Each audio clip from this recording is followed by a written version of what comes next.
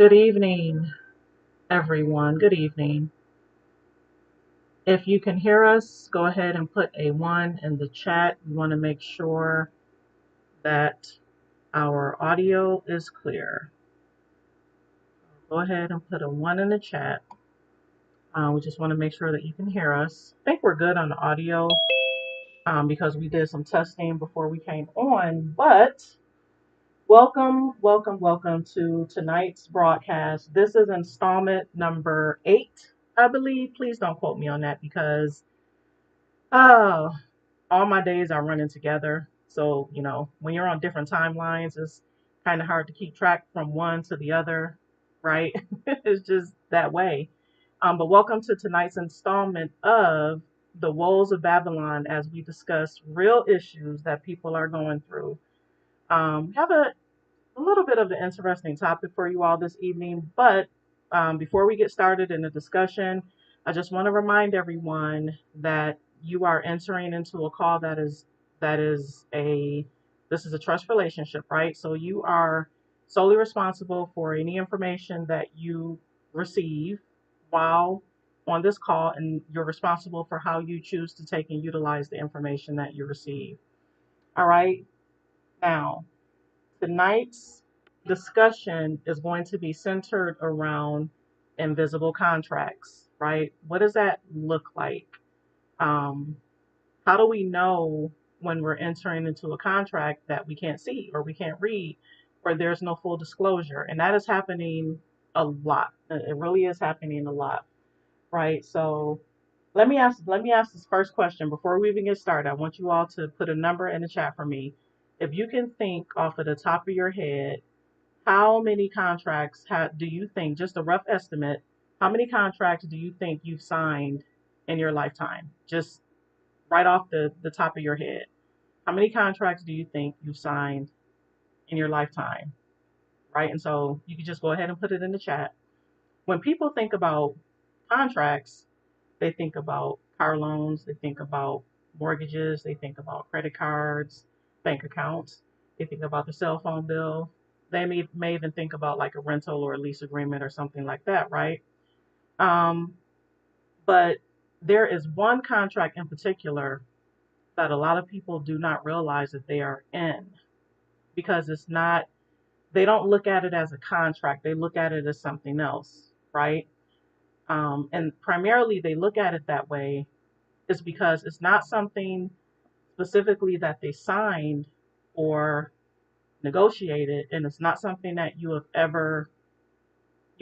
never shown this contract. So you may not know it's a contract, but just oblige me and just put a number in the chat. I just want to see what people are saying. Okay, so let's see. All right, so oh my goodness, someone says around 40, and you know what? That sounds about right because when you think back to the legal age of 18, many people entered into contracts after the legal age of 18. And actually, it's even really before that because many people get their working papers when they're teenagers, like young teenagers. I remember my first job was working at City Hall. I was 13, working as a file clerk at City Hall. 13, right? So it goes beyond even the legal, quote unquote, what they deem to be legal, the legal age of 18. Right? But okay, so that's the first question. So someone says that they've entered into at least 40 contracts in their lifetime. And when you think about it, that's a lot of contracts, right? But this one contract in particular that we want to talk about tonight, it determines what property you really own. It determines what authority can tax you or what authority can regulate you.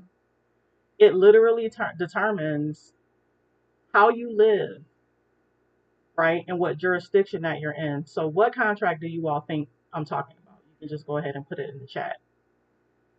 Go ahead and put it in the chat. This is a contract that you have never signed, you have not negotiated, and you were never shown this contract, I mean visibly with your eyes, right? You don't have a tangible document in your hand that states that you're actually in a contract. You understand what I'm saying? What do you all think that contract is? and you can just put it in the chat.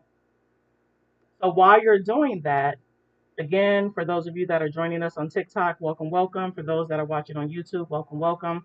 Tonight we're talking about invisible contracts. So the first question again, and I'll repeat it for the new people that just came into the room on TikTok. How many contracts do you think that you've signed in your lifetime? And aside from that, aside from that, what is the biggest contract that you are currently subject to where you haven't signed anything, you haven't negotiated anything, and you were never shown anything that states that you are part of this contract? So the topic for tonight again is invisible contracts. That's what we are discussing. And I just wanted to set the tone and set the room for the discussion. Without further ado, I'm going to go ahead and turn it over to Mikael. And it's just going to be a casual conversation this evening. It's nothing formal because we just want to bring certain things out to you all. Mikael, are you there? Can you hear me? Yes, I can hear you. Okay. Thank you, Nadiva. Yes, you're welcome. You're welcome. So I'm still waiting for people to answer about this other question, right? A lot of people answered first question, but they didn't answer the second question. Why do you think people can't think of what this other contract is?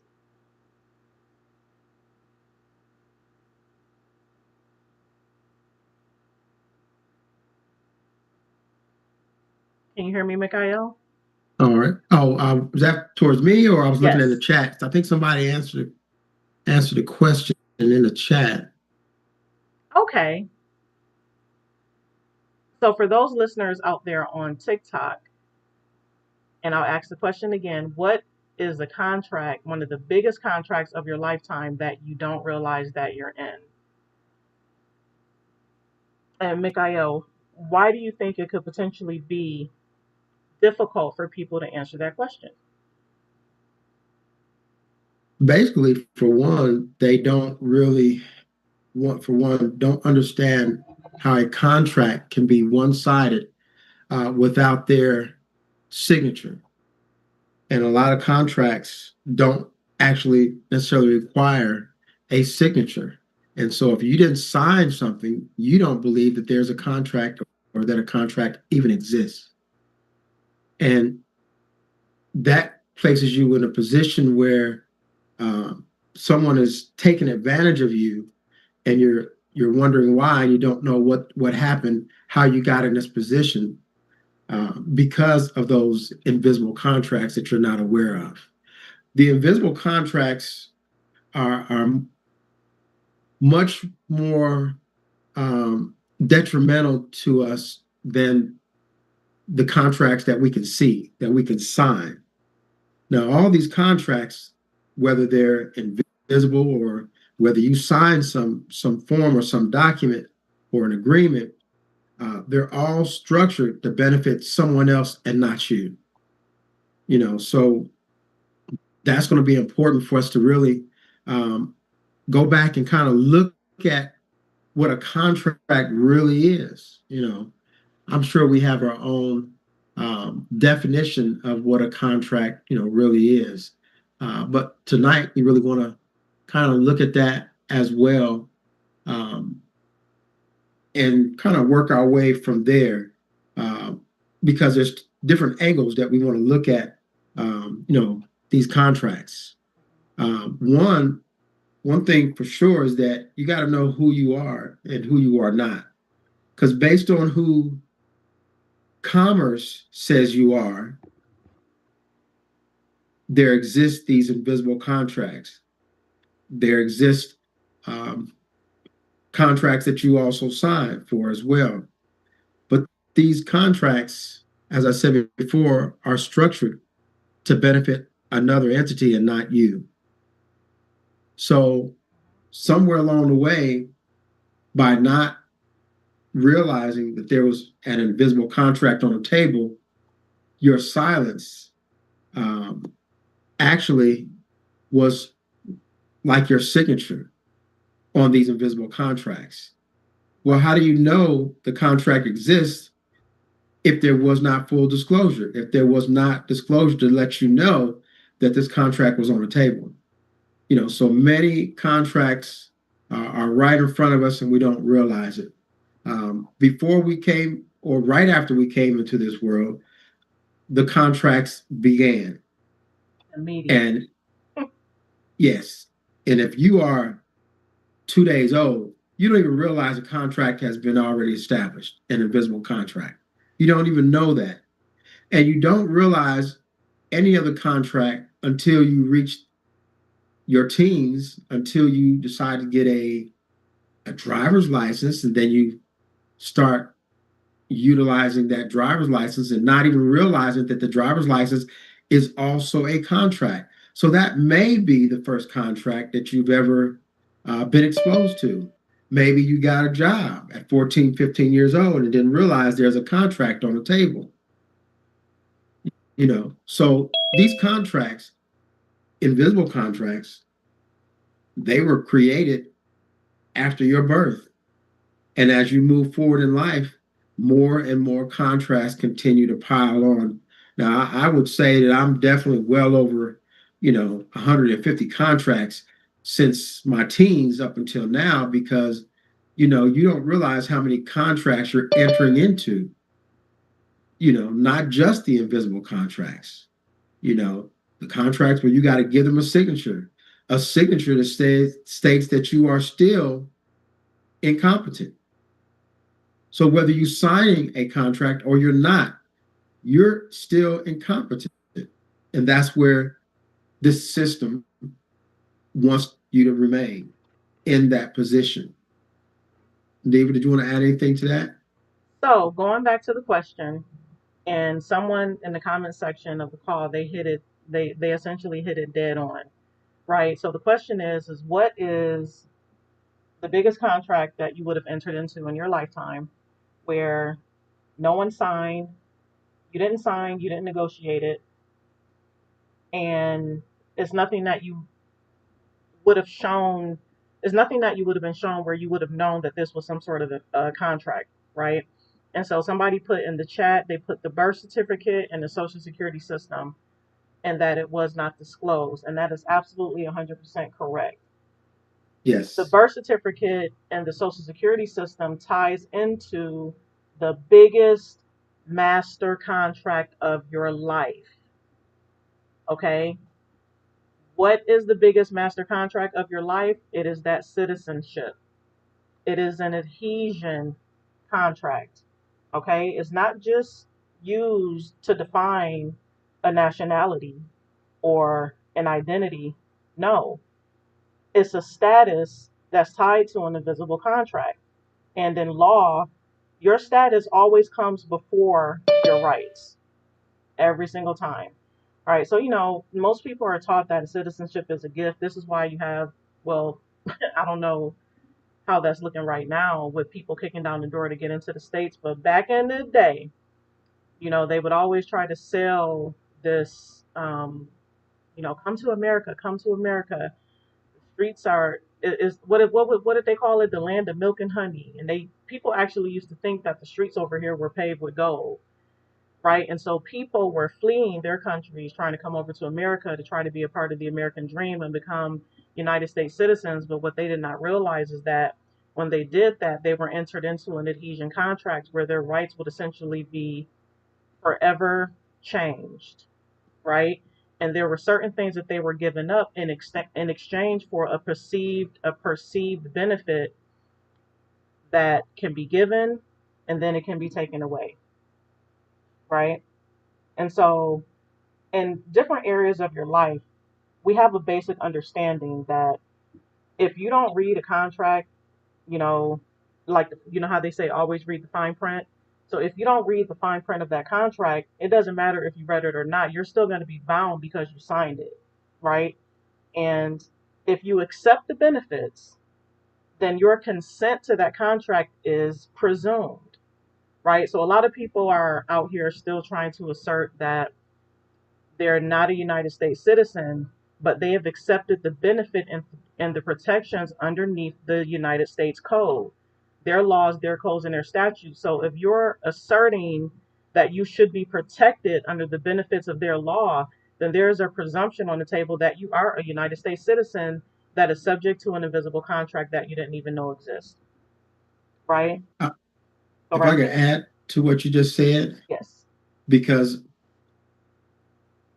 something happened that had to lead up to this invisible contract, and that's, I want to make sure everybody understands this.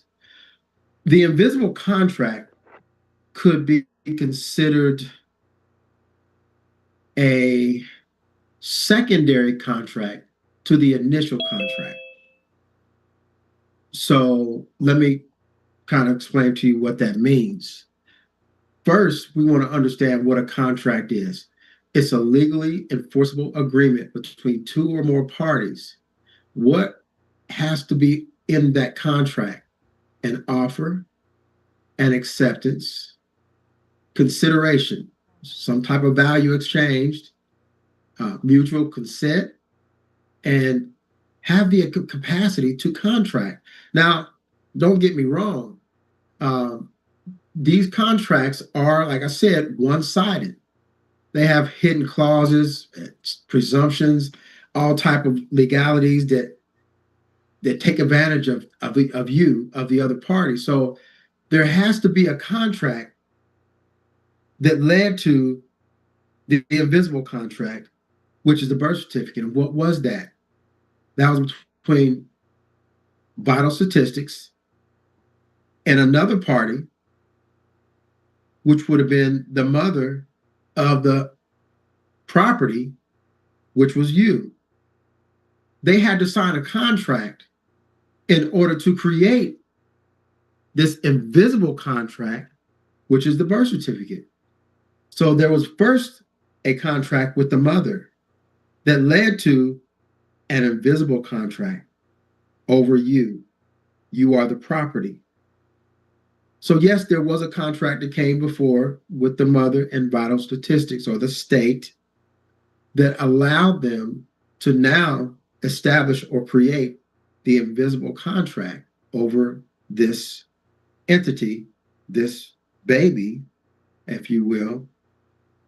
And now here we are, not realizing that an invisible contract is out there on each and every one of us, and we had no clue. We didn't have any say so in the initial contract between the mother, not the father, between the mother and the state. Mhm. So because of that contract, it leads to this contract, an invisible contract. The first contract just gave them the authority, the permission to create the invisible contract. So I just want to really point that out, that we want to ask, where did this come from? What happened before that? Well, let's go start right there at that contract with the mother and the state. That allowed them to do everything else that they've done from that point on up until now. They've been able to create these invisible contracts, and they said it works so well, we're going to continue to do it over and over and over again, as many times as we possibly can. So I just want to mention that as well, because that's part of it as well. And we just can't forget that initial contract with the mother and the state. That's right. That's right. Now here's the thing, and I'm glad you brought that up about the elements, right? What are the elements Mm-hmm. of the invisible contract? Okay, Mikhail spoke about the offer, acceptance, and consideration. Now, when you look at the citizenship, you have to be able to identify that the citizenship has all three elements of the contract. It has the offer, the acceptance, and the consideration. Okay, so what do you all think the offer is? And I sort of kind of gave it away not too long ago. List one offer in the comment section on whatever platform you're watching from. List one of the elements, list one of the things that you can deem as an offer as a part of the invisible contract connected to the citizenship. What do you think? Drop it in the chat for me. And then we're going to talk about the other two elements. Just put it in the chat. What do you think? What is one thing that you can look at that's an offer? Okay, so someone said perceived rights. Okay. What else? And that's a good one because perceived rights that falls under privilege to a certain degree. Those benefits that we were talking about earlier that can be given and taken away, right? Perceived rights. Okay, someone else says privileges. Both good answers, and you're absolutely correct.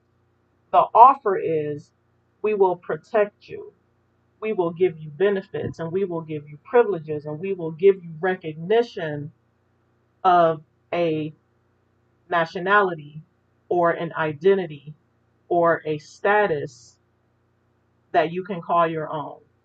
And this is especially um, very inviting to those who are having issues in other countries. This is one of the reasons why they come over here. They come over here because they think that they're going to have some sort of protection. And although we know the world has changed significantly since that was the case, right? Right now, a lot of people are dealing with a whole bunch of stuff out there. All right. So they give you the illusion of protection and privileges and recognition and identity. All right. So that's the offer. That's the offer. That's the first element of a contract. All right. What is the consideration of that invisible contract? What you think? What does everyone think? What would be the consideration? Because remember, you accepted the offer, but where's the consideration? Where's what do you think is the consideration? Just put it in the chat. Because we need people to know and understand what's actually happening. We enter into invisible contracts almost every single day. And it doesn't matter if those contracts are written or not, they're there. They're invisible for a reason. And this is why someone can be placed in a presumption under a presumptive authority when they're trying to, let's say, fight a court case or whatever. There's always some sort of legal presumption on the record that needs to be rebutted. There are legal presumptions all over the place, and this is why they can do what they want, right? So what do you all think is consideration? Okay, someone says the use of FRNs. Okay. All right, so let's take it up a notch. Consideration, that means that now, this means that you have to give them something. This is the consideration. You have to give them something. This is your consideration for their offer. So it says them being able to use our BC and commerce in exchange for in exchange for these rights. Okay, that's a good one. Okay, so your consideration is compliance, right? Because you got to follow the rules, right? You got to follow their laws, their laws, their codes, and their statutes. You have to follow. There's a consideration of taxation. You're going to be taxed. That's a big one because you're literally being taxed to death. Someone says future labor. That's a yes. That is also another consideration. All right, and the jurisdiction. That's another consideration. Now here's where it gets interesting. What is the acceptance?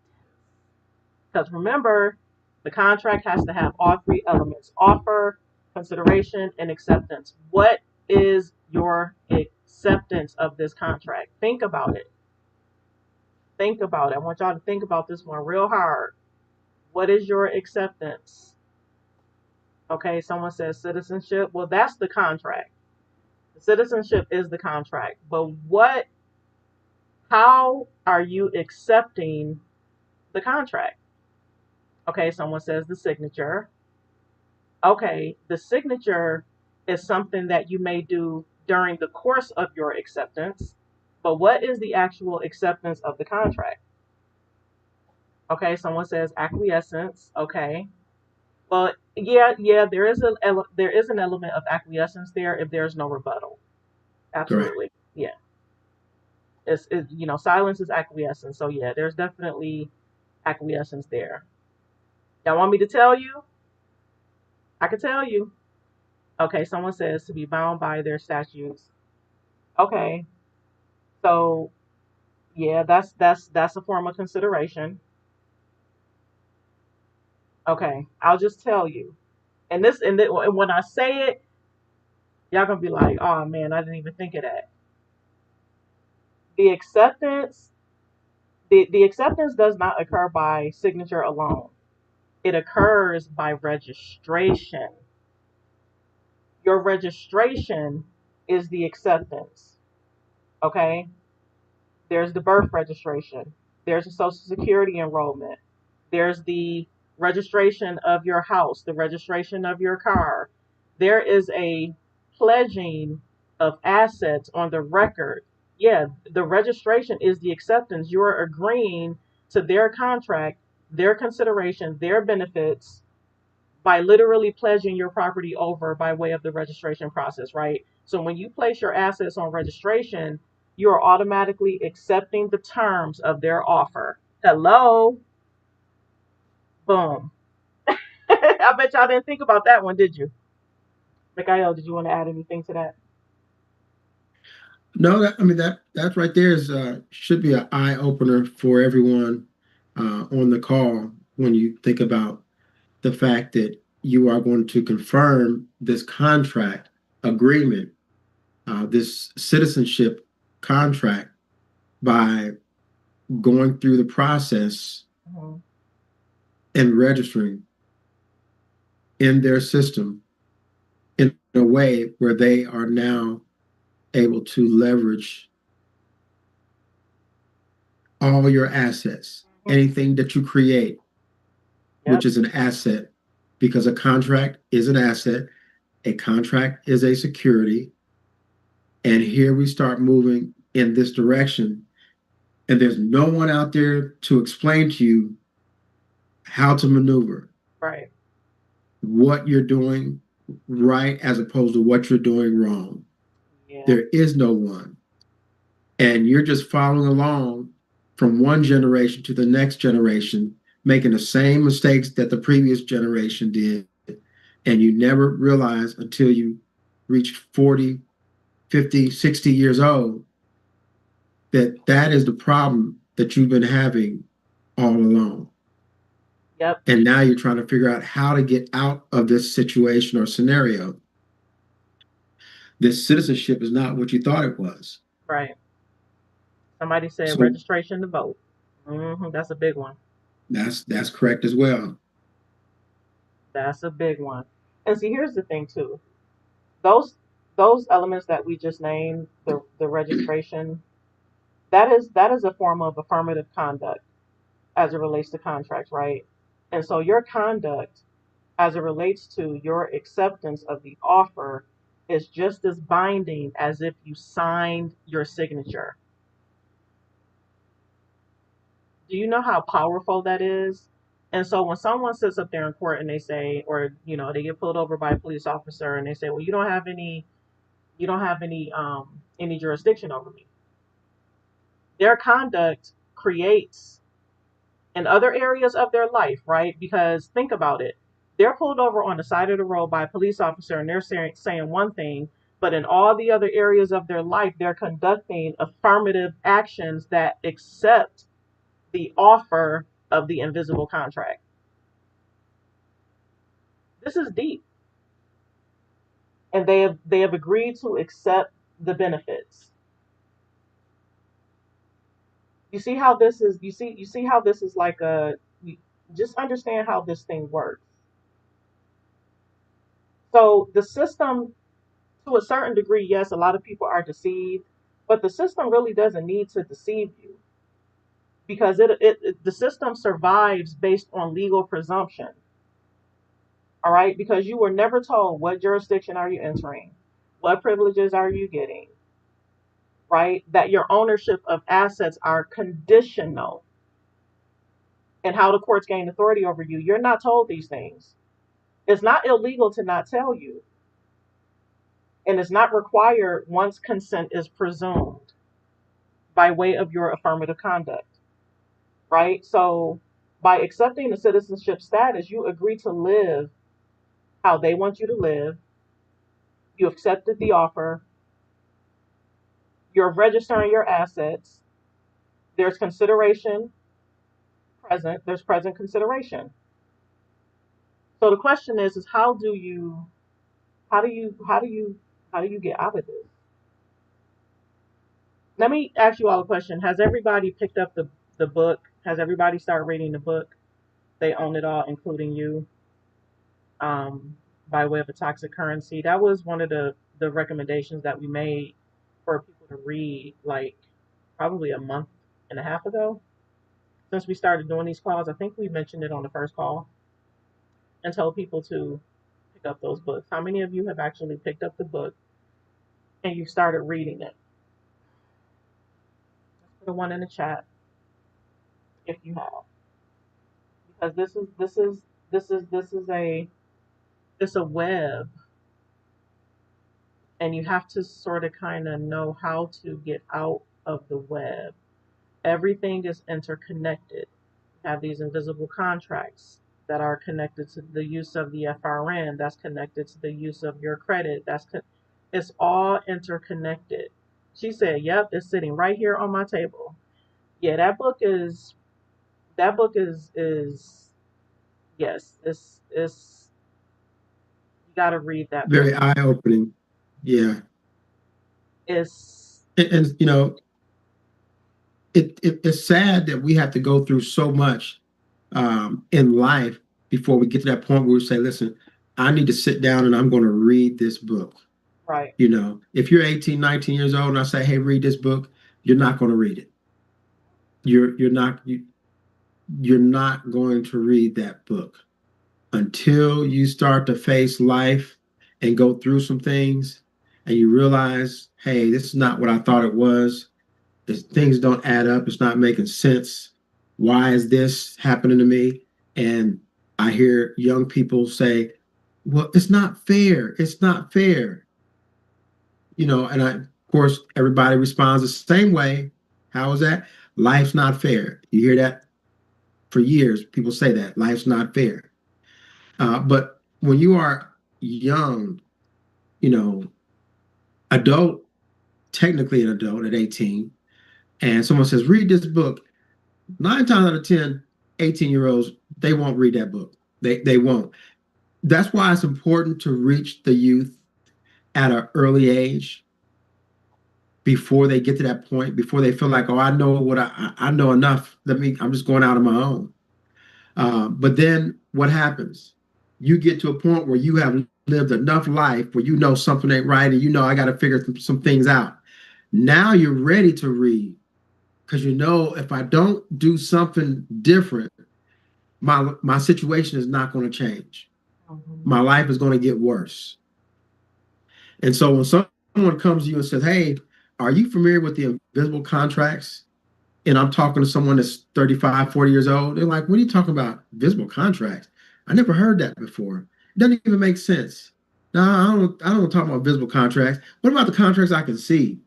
You know, it's the invisible contracts that's worse than the contracts that you can see. I used to tell people it's not about what you know, it's about what you don't know, about what you can't see. And so sharing that book with people has opened their eyes to say, oh my goodness, now I can see some things. I understand a little bit better than I did before.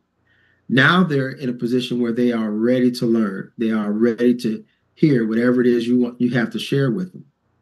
And so we have to deal with those groups, those who are ready to hear, who have lived life, and then, of course, the youth who are not already set in their ways and thinking, oh, I know enough. I'm not ready to read. 18-year-old really doesn't have the patience to sit down and read a book a lot of times. Now, I'm not saying all 18-year-olds, but the majority of 18-year-olds, they want to get out here and see what life is all about, you know. And now they don't have time to read a book. They got to see what life is all about. So I look at these two different age groups, the youth, the younger youth, and then the adults who have lived enough life to know that this is not right. This is not how I thought life was supposed to be.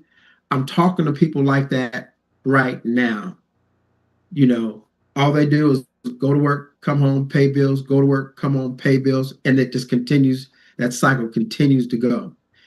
And they're now open to hear something that says, hey, I have information over here that if I share this information with you, it can change your situation or your scenario because they're getting to that point where they're tired and they're fed up with the scenario that they're living, and they thought it was going to be different than this.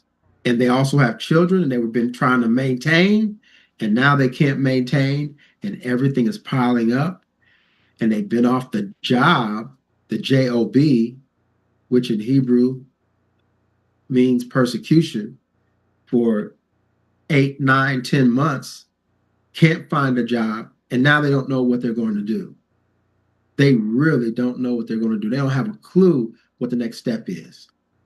And majority of people out here today are right there in that place. And they're looking for help. Now they are.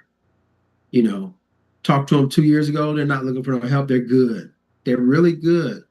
Got a good check coming in. I can take care of this, take care of that.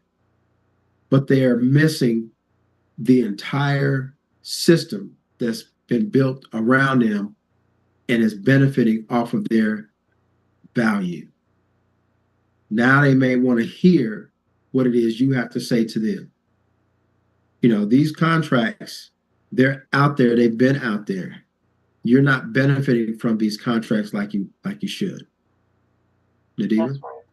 That is absolutely right. See, when you enter into these invisible contracts, really, um, you agree to a waiver of the original jurisdiction that you're actually supposed to be in.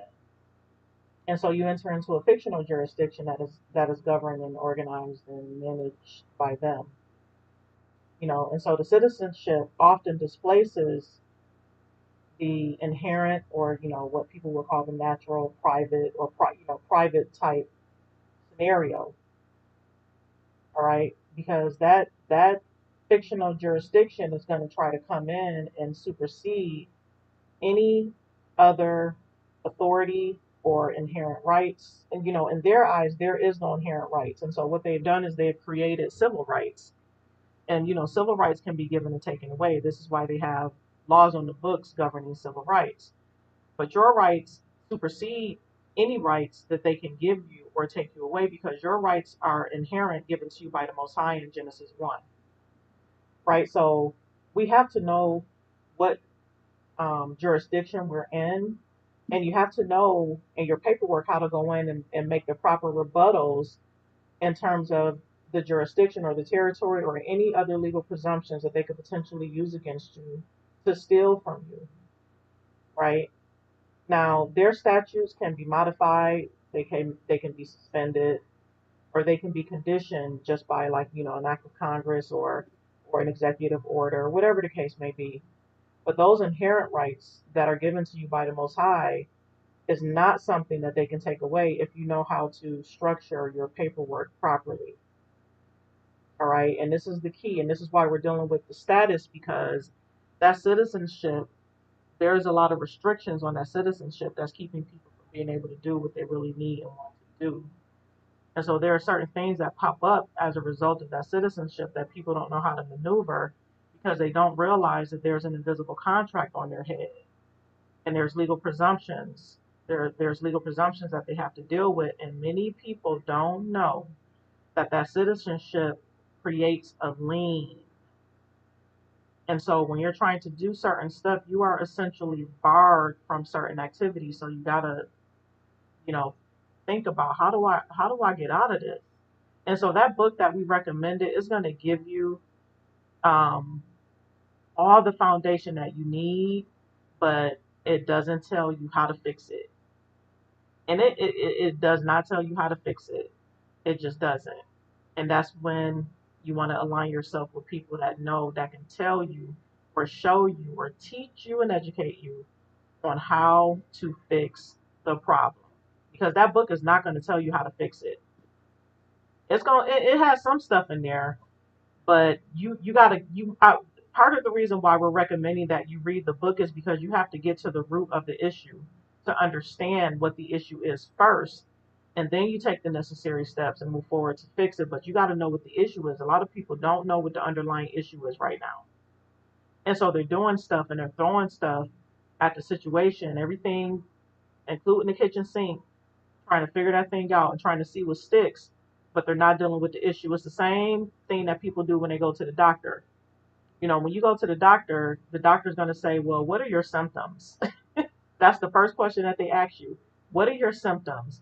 And so you're going to sit there and say, oh man, doctor, my shoulder's hurting. And I don't know why, why it's feeling like that. Okay, here's some painkillers and they'll send you on about your way. But they're not dealing with the underlying issue of your condition. They're literally just treating the symptoms.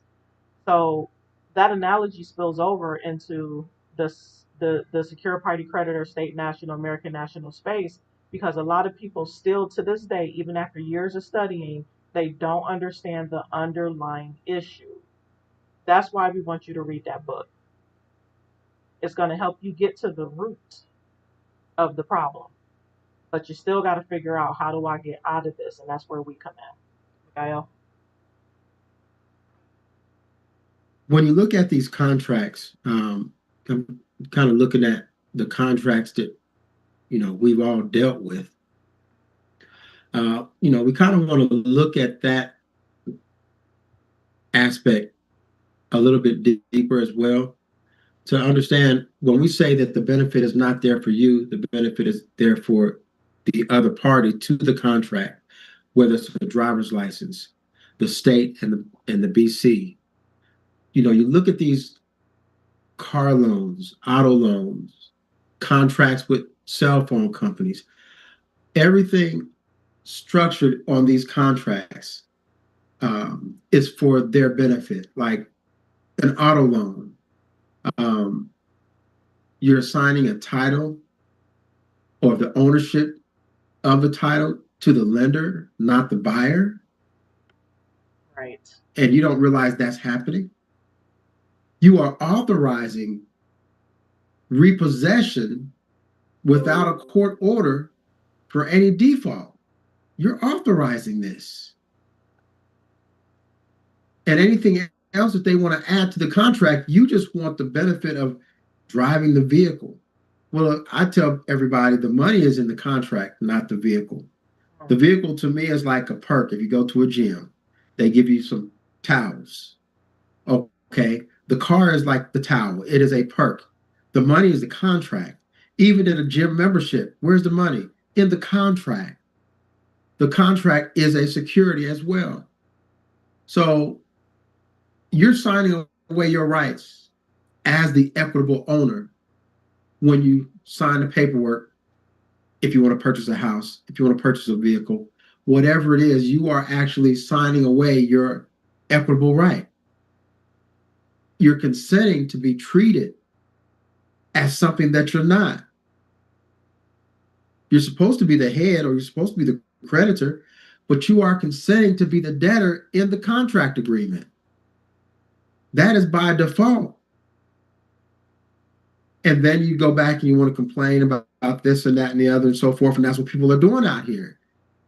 After you done sign all the paperwork, giving them the authority, the rights to everything, signing away all the value, you come back later and say, hey, hold on, wait. This is fraud. This is the word that people are using out here in social media. It's fraud, it's fraud, it's fraud. But didn't you sign? Because the judge will ask you, didn't you sign? Yeah. And because you cannot lie, you signed, you put a signature down there. Now, true, it's not the correct signature.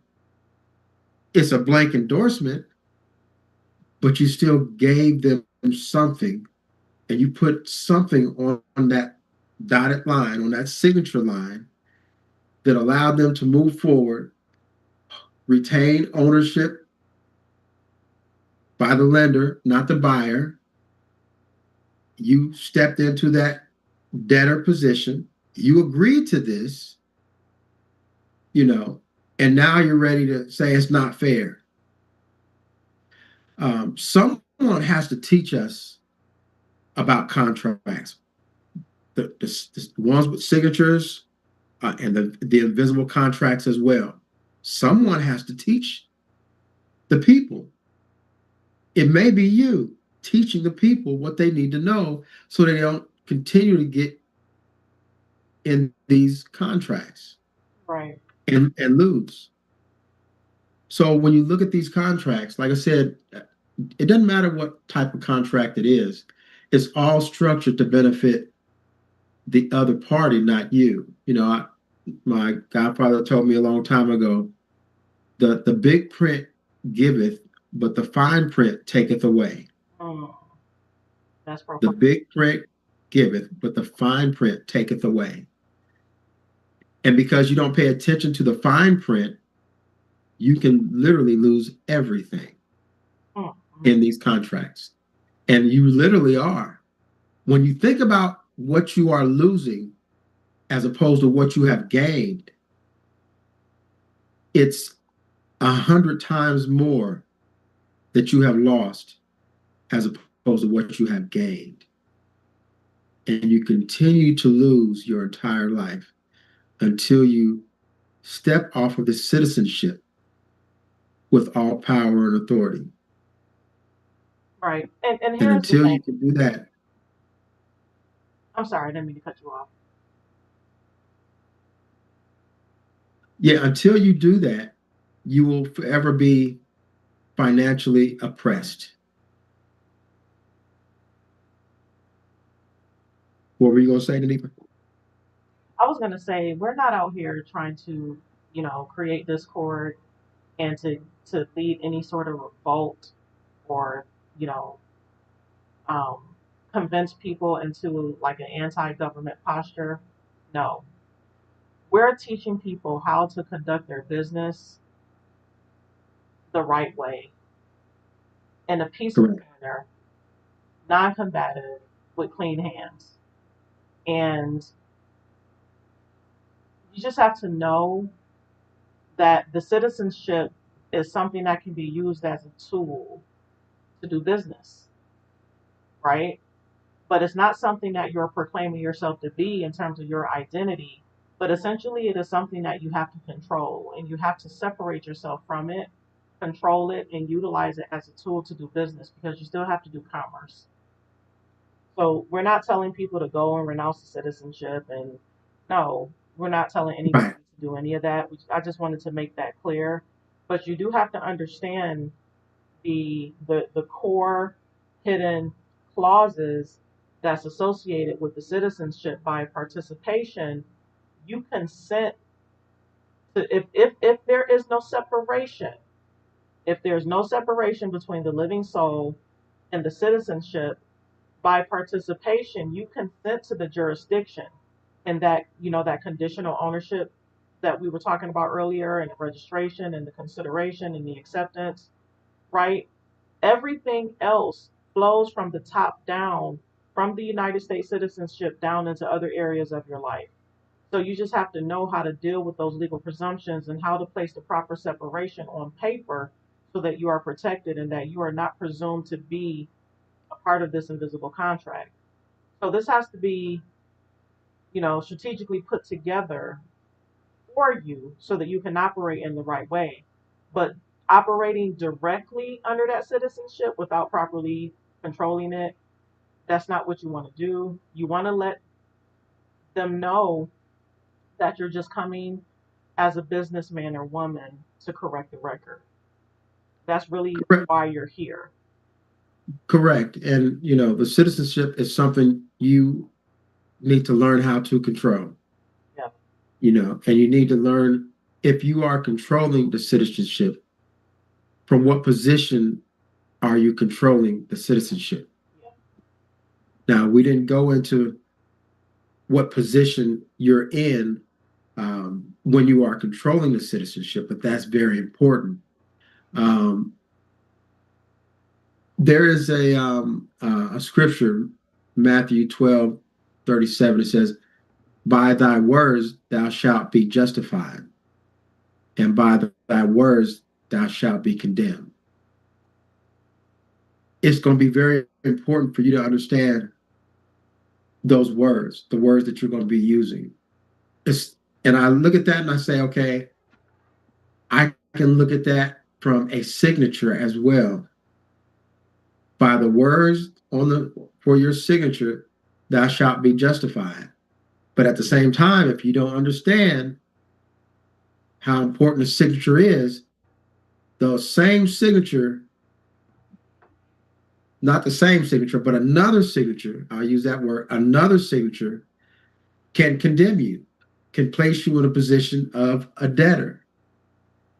Two different signatures. One can justify you, and another signature can condemn you and place you in a debtor position. Two different signatures. One is one status, and another is a separate, different status. Signature is very important.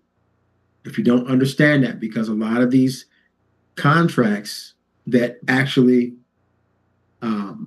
require a signature, you are giving them a signature that condemns you, that places you in the position of a debtor. And you don't want to continue to move in that direction your entire life. You want to understand how important the signature is. And then, of course, you start to understand what needs to be done when it comes to the invisible contracts as well. There is a process, there are steps to address the invisible contracts, just like there are steps to address the signature contracts. Right. That's something that everybody, in a network, that's something that they learn. And they go through the steps to address those contracts. That's right. That's right. There is a process that one has to undergo, and there's a step-by-step protocol that one needs to follow.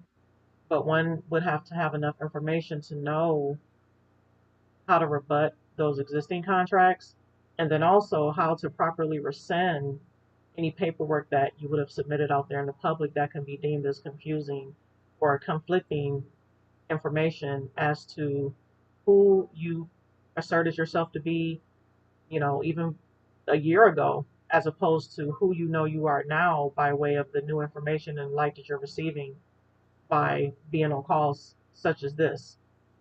Um, so it is a process. Everything has to come under the microscope, um, so that you can deal with the root cause issue and know how to properly separate without damaging yourself.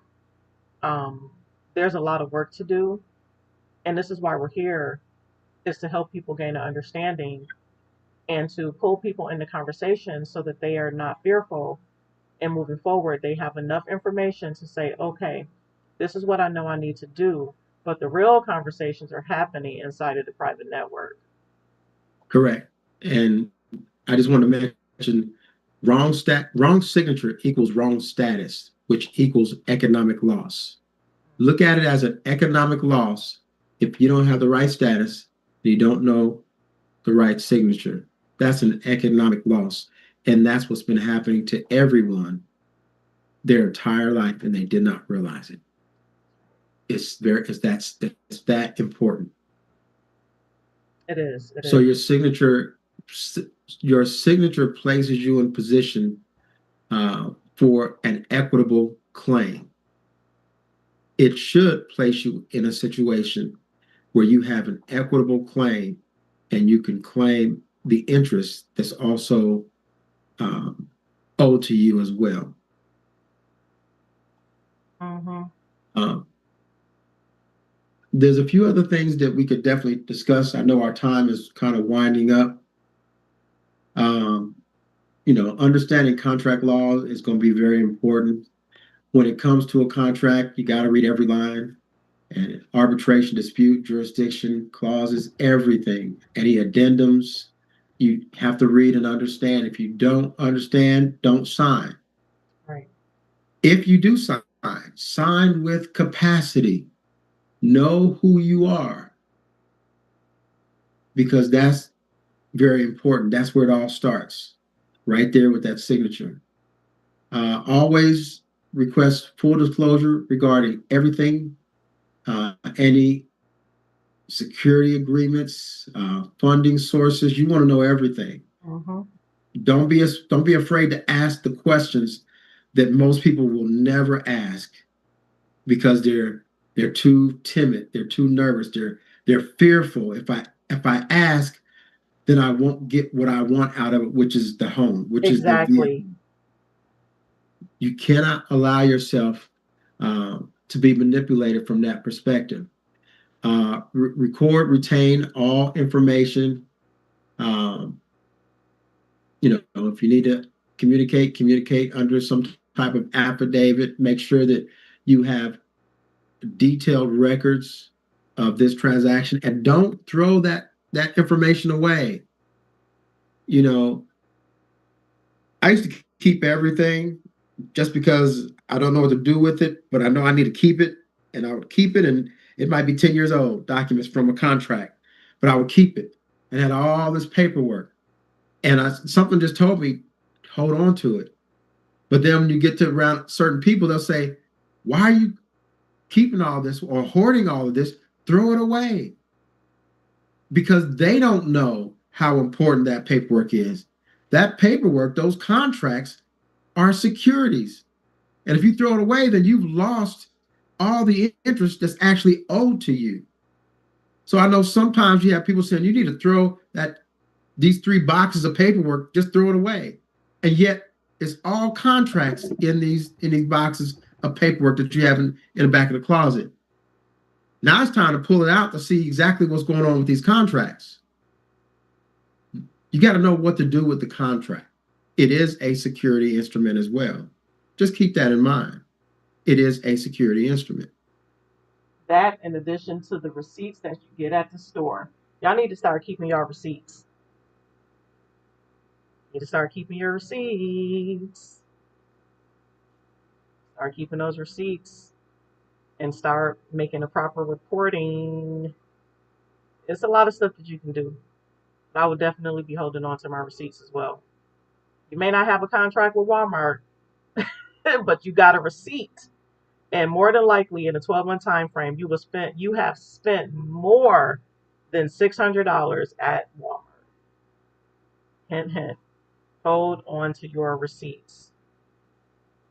Like I said, people just have to learn how to properly conduct business. That's it. That's it. Yes, they really That's it. do. Yeah, so this was a good conversation, Mikhail. Thank you. And I'm thankful for all of the participants that are listening in, whether you're on TikTok or YouTube. We do appreciate your time because we know that you could be somewhere else instead of sitting on a call with us. All right, so we do thank you for your time. So you all are going to want to connect with us. Definitely want to subscribe to the channel. You want to go ahead and follow the TikTok page. And go ahead and send us a direct message, a DM, if you have any questions regarding the broadcast that you've heard this evening. All right, we will be back again with another topic next week. I think we're supposed to be back next week. I think. But yeah, so this was good. I'm happy that you all have been able to join. Thank you to those of you that are actually on the Zoom with us. We appreciate your time. So any final thoughts, questions, comments before we close? I will say one thing. My final comment is this. Keep this in mind. Contracts are covenants. Mm. If you enter into them blindly, you bind yourself spiritually and legally.